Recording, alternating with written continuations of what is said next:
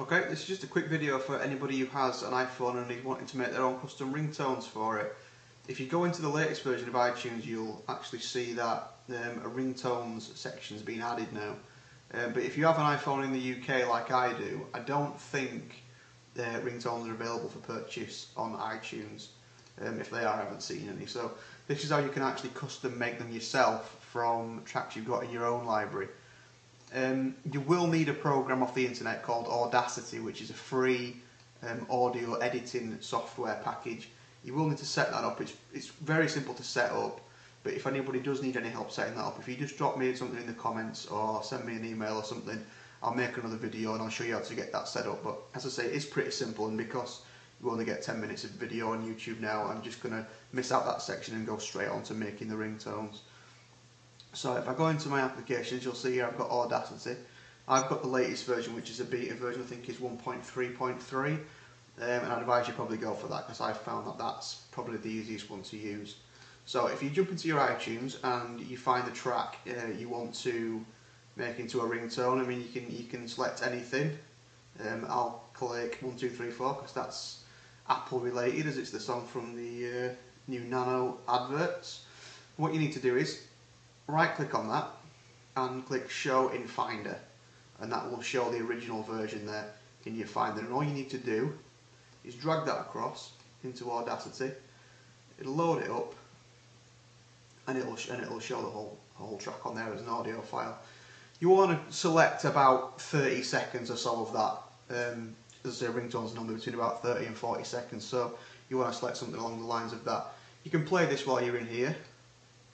Play a little bit of that, and you can select any kind of 30 seconds. You can start it from anywhere and pick whichever part you want. I'll just start it from the beginning.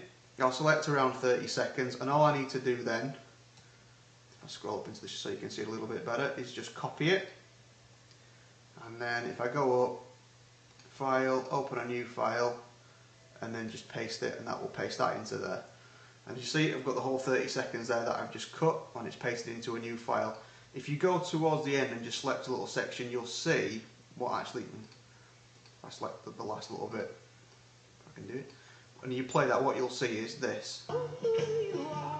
It stops abruptly, which you don't really want to happen because it's not great for a ringtone. So while you've got that little bit highlighted, all you want to do is go up to the top.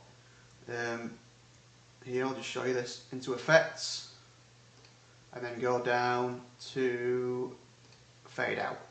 And then that will fade it out, and if I play that again now, as you can see it's faded out, which sounds a lot better. What you want, no, I don't want to do that. What you want to do then is this file, you want to export that file as an MP3 file. So if you go to export, okay, export it, you'll see down here it's got all the different formats. Export it as an MP3 file. I'm just going to save it onto the desktop, and I'll save it as 1, 2, 3, 4. Ring, so I know what it is, the ringtone, and then I'll just hit save, and it'll save a copy of that MP3 file format directly onto my desktop. So I'll just wait for that to finish, shouldn't be too long. So that's that finished, and I can actually close Audacity down now because I don't need that. I won't make the changes because I don't need those either, and I'll just close that down. So now I've got my iTunes, and I've got here the ringtone I've just made.